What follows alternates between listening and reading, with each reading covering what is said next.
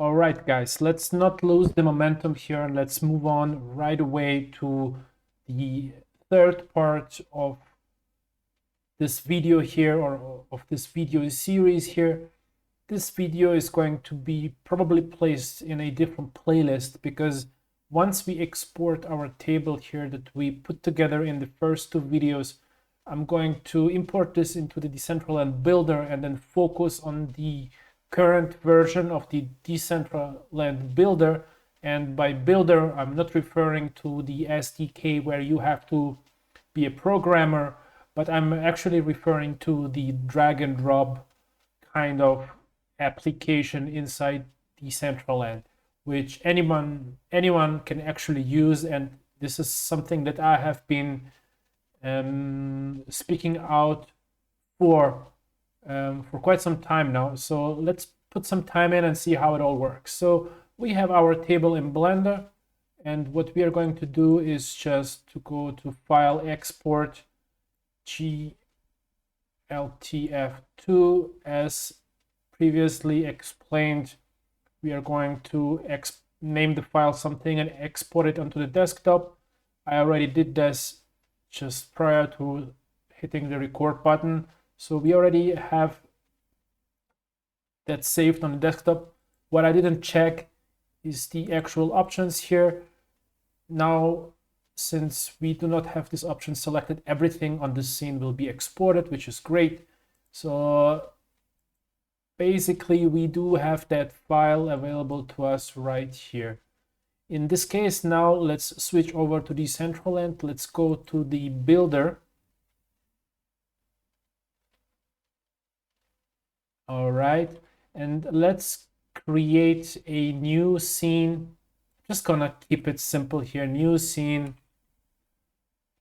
tutorial, and let's not overcomplicate things. I'm gonna pick a size of land 3x1, which is what I have. If you have a 1 parcel land, you use 1x1. And now we will create a new asset pack for the sake of this tutorial, one additional asset pack.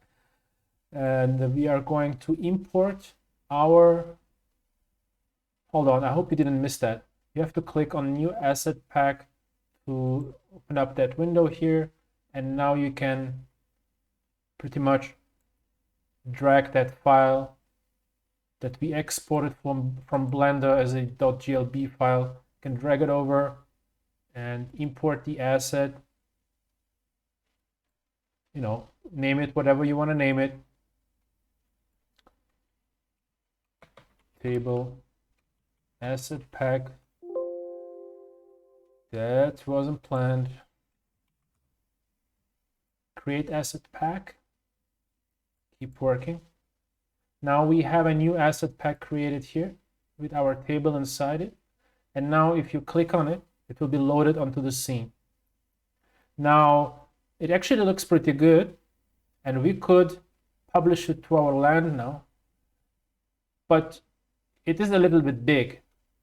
And let's bring something that has been adjusted for Decentraland just to show you how it relates to other objects.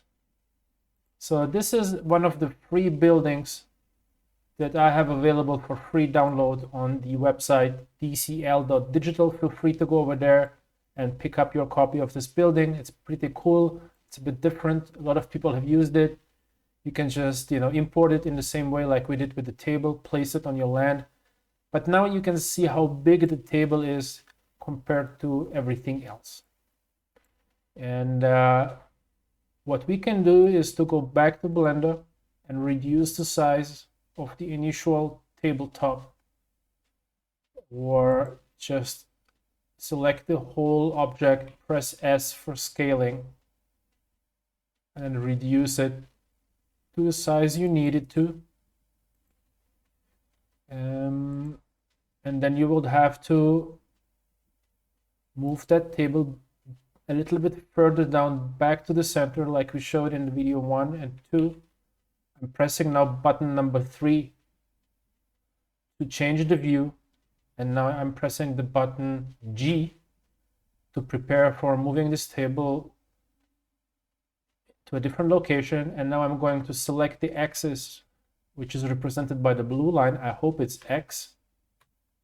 This didn't work. Hold on. Let's do it again. G, X. So I'm doing something wrong here. Let's quickly see what is going on. It looks right. I don't know, sometimes something malfunctions. It's the Z button that allows me to move it vertically. And now now the thing is, since I changed view, I do not see when it touches the ground level. But what I need to do now is to escape and quickly change the view again.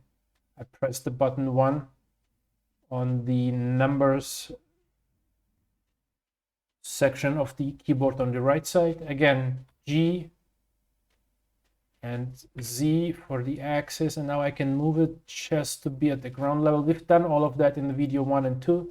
This is more of a repetition. So now if I would have reduced in size by scaling it down, by moving it back closer to the origin, and if I exported it now again, like we did before, let's call it 2, save.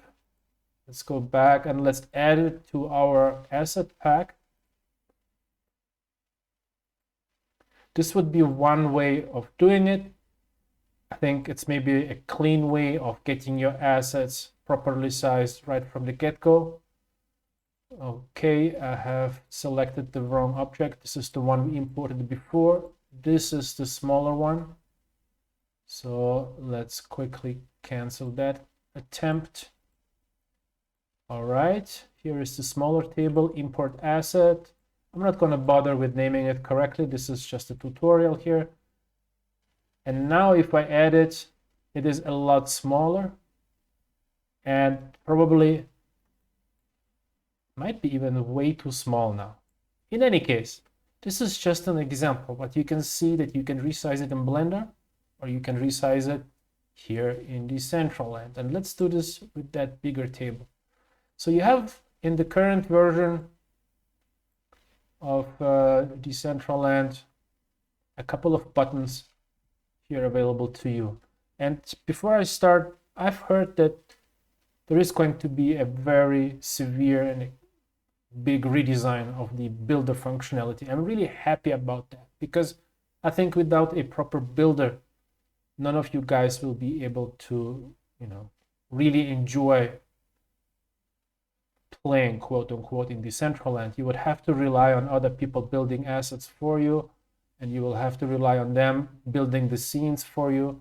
But that's the whole fun of the game, I believe. At least for a lot of people, that should be one major component of learning, developing, and creating stuff and getting satisfaction out of that part of the experience.